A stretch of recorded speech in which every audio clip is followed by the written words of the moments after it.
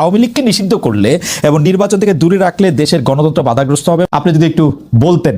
দেখেন, আওয়ামী লীগ হচ্ছে সব থেকে বড়, সব থেকে পুরাতন দল। আওয়ামী লীগ, আপনি যে কথাটি বললেন, বাংলাদেশকে স্বাধীন করেছে। আওয়ামী লীগকে বাদ দিয়ে আমাদের কোটি কোটি ভোটার আছে, তাদেরকে বাদ দিয়ে একটা নির্বাচন, এটা কারো কাছেই গ্রহণযোগ্য হবে না। আহ, আমাদের দেশের জন্য আন্দোলন করতে হবে। আমরা আন্দোলন করতে চাইনি, আমরা সংঘর্ষ চাই না।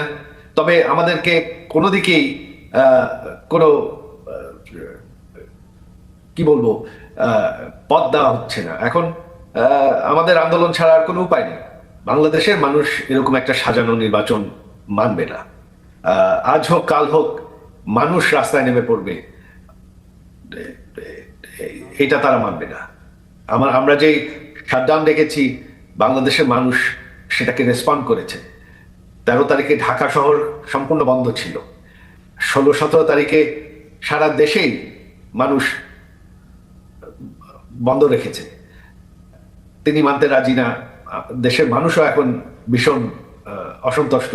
দেশে কোনো আইন শৃঙ্খলা নেই, অর্থনীতি একদম নেমে গেছে। আহ, দেশ একটা মৌলবাদী দেশ হয়ে যাচ্ছে। এটা কেউই পছন্দ করছে না। আপনি কি মনে করেন না যে আওয়ামী লীগ মানে রাজনৈতিক দল হিসাবে এতটাই দুর্বল এখন হয়েছে? মানে বিভিন্ন জায়গায় আমার কাছে যেরকম লোকজন বলে আর কি, আওয়ামী লীগ পরিচয় দিতেও মানুষ এখন আসলে স্বাচ্ছন্দ্য বোধ করে না। আওয়ামী লীগে তো এরকম অবস্থা কখনো ছিল না। আমাদের দল হচ্ছে আওয়ামী লীগ। এটা হচ্ছে বাংলাদেশের সব থেকে পুরাতন দল, সব থেকে বড় দল। বাংলাদেশ স্বাধীন করেছি আমরা। আমরা কোথাও যাচ্ছি না। আজ হোক কাল হোক আমার মা দেশে ফিরে যাবে। হ্যাঁ, অবশ্যই। এই ইউনূস সরকার হচ্ছে পাকিস্তানি, তাদের সাথে হচ্ছে জামাতে ইসলাম, যারা বাংলাদেশকে কোনোদিন পাকিস্তান থেকে স্বাধীন হতে চায় না। তারা 71-এ জঙ্গি হিসাবে আমাদের আমাদের বাঙালি 3 কোটি বাঙালিকে হত্যা, 30 লক্ষ বাঙালিকে তারা হত্যা করেছে। তো এখন তারাই কিন্তু ইউনূসের সাথে আছে। তারা চাচ্ছে বাংলাদেশ পাকিস্তানের একটা অংশ হয়ে থাকুক। সম্পর্কই হচ্ছে পাকিস্তানের সাথে, তারা সম্পূর্ণভাবে পাকিস্তানের সাথে জড়িত। পাকিস্তানকে তারা পারলে বাংলাদেশে নিয়ে আসে। জামাতে ইসলাম হচ্ছে ইউনূসের মেইন ব্যাকার। তারাই হচ্ছে ইউনূসের মূল শক্তি। আর তারা বাংলাদেশকে পাকিস্তানে পরিণত করতে চায়। বাংলাদেশের মানুষ সাজানো নির্বাচন মানবে না। আর আওয়ামী লীগ সব থেকে বড় দল, সব থেকে পুরাতন দল। আওয়ামী লীগকে শেষ করা সম্ভব না। আজ হোক কাল হোক একদিন আওয়ামী লীগ ফিরে আসবে, এটা হবে। এখন তো বাংলাদেশ সরকার সম্পূর্ণ অবৈধ, এটা তো আমাদের সরকার না। এখানে তো বিশ্বাসের কোনো প্রশ্নই ওঠে না। তবে আওয়ামী লীগ এখন সম্পূর্ণভাবে ঐক্যবদ্ধ। আওয়ামী লীগ শুধু না, যত সেকুলার দলগুলো আছে তাদেরকে কিন্তু নির্বাচন থেকে বাদ দেওয়া হয়েছে। আওয়ামী লীগ কিন্তু শুধু না, একা না। তো সেকুলার ফোর্স যদি আপনি বাদ দিয়ে মৌলবাদীদেরকেই ক্ষমতায় আনতে চান একটা সাজানো নির্বাচন করে, তাহলে তো অবশ্যই ভারতের জন্য একটা ভয়ঙ্কর পরিস্থিতি হবে। জনাব মির্জা ফখরুল ইসলাম আলমগীর মনে করছিলেন যে ইউএনবির খবর অনুযায়ী আওয়ামী লীগ মানে ইউএনবির খবর থেকে আমি যা জানলাম সেটা হচ্ছে যে আওয়ামী লীগকে নিষিদ্ধ করলে এবং নির্বাচন থেকে দূরে রাখলে দেশের গণতন্ত্র বাধাগ্রস্ত হবে এবং তিনি আওয়ামী লীগকে নিষিদ্ধ করার পক্ষে নন। ভার্চুয়ালি বিএনপির আমি দ্বিতীয় বলবো না তৃতীয় বলবো আমি ঠিক জানি না, কিন্তু বিএনপির নীতি নির্ধারকদের একজন তো বটেই উনি, এবং সর্বোচ্চ নীতি নির্ধারকদের একজন। তিনি মনে করছেন যে আওয়ামী লীগ এখন মাঠ ছাড়া হলেও তাকে ব্যান করা সেটা গণতন্ত্রের জন্য, রাজনীতির জন্য ভালো হবে না। আপনার বিশ্লেষণ একটু শুনতে চাই। যেই স্বৈরাচার পালিয়ে গিয়েছে, যেই স্বৈরাচারকে বাংলাদেশের জনগণ বিতাড়িত করেছে আন্দোলনের মাধ্যমে, সেই স্বৈরাচার এই দেশের প্রত্যেকটি ক্ষেত্রকে কিভাবে ধ্বংস করে দিয়ে গিয়েছে এটি আমরা জীবনের পরতে পরতে অনুভব করতে পারি। কিভাবে দেশের অর্থনৈতিক ব্যবস্থা ভেঙে দিয়ে গিয়েছে, কিভাবে দেশের আইন শৃঙ্খলা ভেঙে দিয়ে গিয়েছে, কিভাবে দেশের শিক্ষা ব্যবস্থাকে ধ্বংস করে দিয়ে গিয়েছে, কিভাবে দেশের স্বাস্থ্য ব্যবস্থাকে ধ্বংস করে দিয়ে গেছে, কিভাবে দেশের প্রাকৃতিক অবস্থাগুলোকে, নদী নালা খাল বিল বন জঙ্গলকে ধ্বংস করে দিয়ে গিয়েছে, কিভাবে দেশের কৃষি, যেটাই বলি না কেন, সব কিছুকে যেভাবে ধ্বংস করে দিয়ে গিয়েছে, এর ভুক্তভোগী কিন্তু এই দেশের মানুষ। এখন একটি রাজনৈতিক দল হিসাবে এবং এই মুহূর্ত পর্যন্ত আত্মবিশ্বাসের সঙ্গে আমরা বলতে পারি বাংলাদেশের জনপ্রিয় রাজনৈতিক দল হিসাবে বিএনপির দায়িত্ব হচ্ছে দেশকে সঠিকভাবে পরিচালনা করা দেশের মানুষ যখন বিএনপিকে দেশের দায়িত্ব পরিচালনার দায়িত্ব দেবে। প্রিয় ভাই বোনেরা, যেদিন স্বৈরাচার পালিয়ে যায়, আমাকে মহাসচিব সাহেব তখন ফোন করলেন, ফোন করে বললেন যে জাতীয় সরকার গঠিত করলে ভালো হয় কিনা, অথবা আমরা জাতীয় সরকারে যাব কিনা। তখন বিভিন্ন রকম একটা হেফাজত কন্ডিশন। আমি তখন বলেছিলাম যে আমরা জনগণের রায় মাথা পেতে নেব, আমরা জনগণের কাছে যাব, আমরা জনগণ যে সিদ্ধান্ত দিবে তাই আমরা মাথা পেতে নেব। কাজেই আমি সেই মুহূর্তে মনে করেছিলাম যে জাতীয় সরকারে আমরা যাব না, আমাদের লক্ষ্য, আমাদের উদ্দেশ্য সব কিছু নিয়ে আমরা জনগণের সামনে দাঁড়াবো। আমরা স্লোগানে বলি যে জনগণই আমাদের সকল ক্ষমতার, রাজনৈতিক ক্ষমতার উৎস। কাজে জনগণই যদি আমাদের রাজনৈতিক ক্ষমতার উৎস হয়ে থাকে, তাহলে কেন আমরা জনগণের সামনে গিয়ে দাঁড়াবো না? আমাদের লক্ষ্য বলবো দেশকে নিয়ে, জনগণকে নিয়ে, আমাদের উদ্দেশ্য বলবো দেশকে নিয়ে, জনগণকে নিয়ে, এবং জনগণ যে সিদ্ধান্ত দেবে আমরা মাথা পেতে সে সিদ্ধান্ত নিব।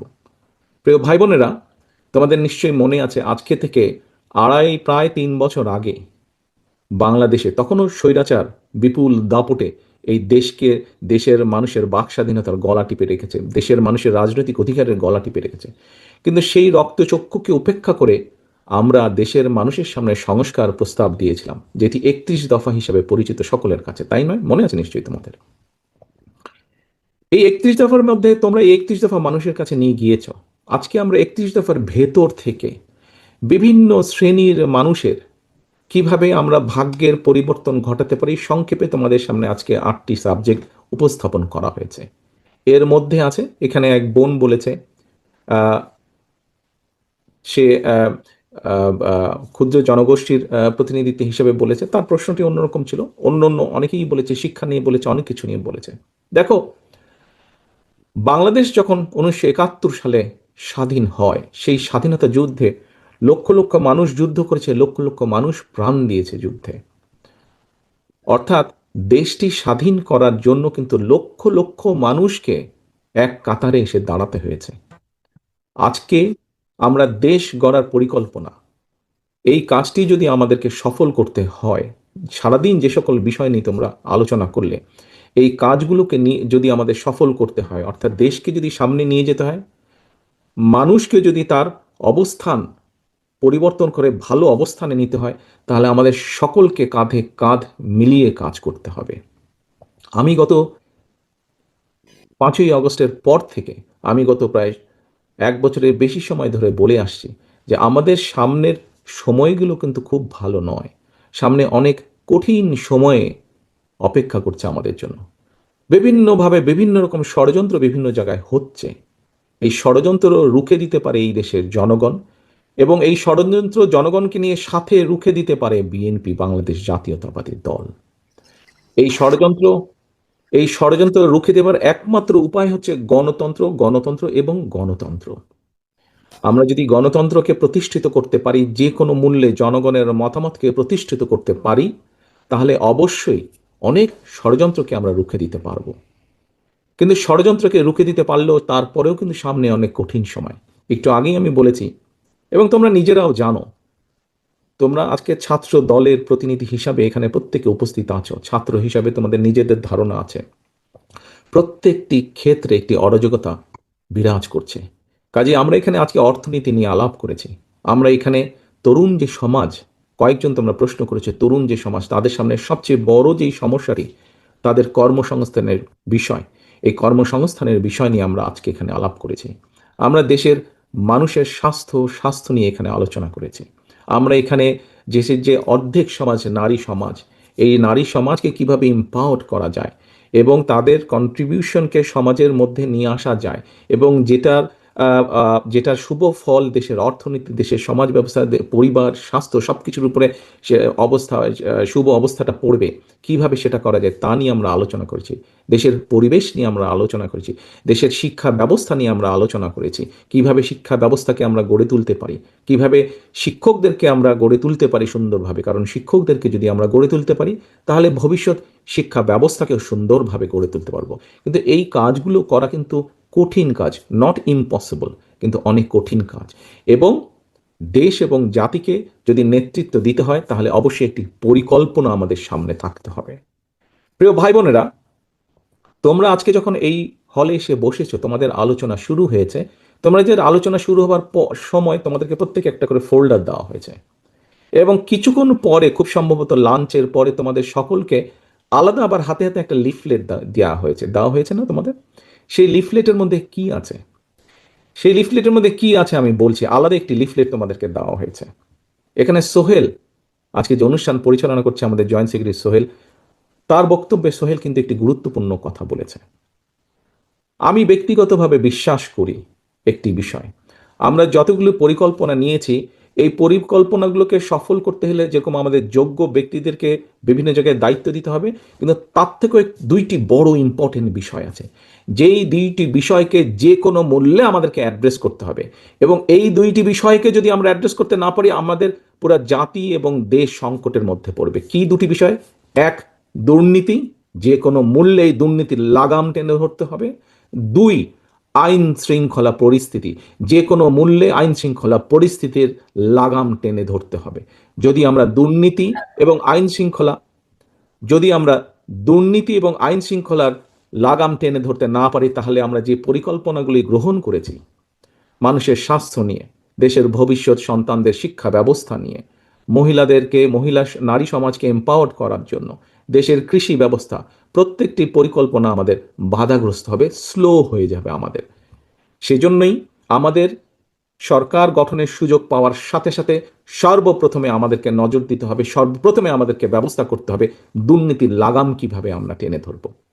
প্রিয় ভাই বোনেরা, তোমাদের হাতে যে লিফলেটটা দেওয়া হয়েছে, এই লিফলেটের মধ্যে একদম তথ্য দিয়ে উপস্থাপন করা হয়েছে যে বিএনপি 2001 সাল থেকে 2006 সাল পর্যন্ত যখন দেশ পরিচালনার দায়িত্বে ছিল, তার আগে যেই স্বৈরাচারকে বিদায় করা হয়েছিল, সেই স্বৈরাচার যখন দেশ ক্ষমতায় ছিল, সেই সময় কিভাবে তারা দুর্নীতিতে ছেয়ে ফেলেছিল দেশকে, এবং 2001 সালে দায়িত্ব পাওয়ার পরে কিভাবে খালেদা জিয়ার সরকার ধীরে ধীরে ধীরে ধীরে দুর্নীতির অবস্থার উন্নতি ঘটিয়েছিল, দুর্নীতি থেকে ধীরে ধীরে কিভাবে দেশকে বের করে নিয়েছিল, একটি আন্তর্জাতিক সংস্থার যে অ্যানালাইসিস, সেই অ্যানালাইসিস একদম পুরা সুন্দরভাবে তোমাদের সামনে তুলে ধরা হয়েছে সেই লিফলেটটার মধ্যে। কাজেই আমরা দৃঢ়ভাবে, অত্যন্ত আত্মবিশ্বাসের সঙ্গে বলতে পারি, এই বাংলাদেশে যদি দুর্নীতির লাগাম টেনে ধরতে পারে, তাহলে একমাত্র বাংলাদেশ জাতীয়তাবাদী দলই পক্ষেই সেটা সম্ভব। সেইটি করা সম্ভব একমাত্র কারণ আমরা অতীতে করেছি, আমরা ইনশাল্লাহ ভবিষ্যতে দেশের মানুষ ভবিষ্যতে ইনশাল্লাহ আমরা সেই কাজটি করিয়ে দেখাতে পারবো। প্রিয় সহকর্মীবৃন্দ, কেউ কেউ বলে থাকে স্বৈরাচার যেভাবে বিএনপি সম্পর্কে, এই যে স্বৈরাচার, পলাতক যে স্বৈরাচার, তারা বিএনপির সম্পর্কে যেসব মিথ্যা প্রোপাগান্ডা ছড়াতো, আমরা ইদানিং লক্ষ্য করছি কিছু কিছু ব্যক্তি বা দল ঠিক একই সুরে গান গাইছে বা একই সুরে কতগুলো কথা বলার চেষ্টা করছে। এখন প্রশ্ন হচ্ছে, তাদেরও তো দুইজন ব্যক্তি আমাদের সাথে সেই সময় সরকারে ছিল। এই দুজন ব্যক্তি পৃথিবীতে আর নেই। দুজনই সিনিয়র মানুষ, দুজনেই সিনিয়র রাজনীতিবিদ ছিলেন।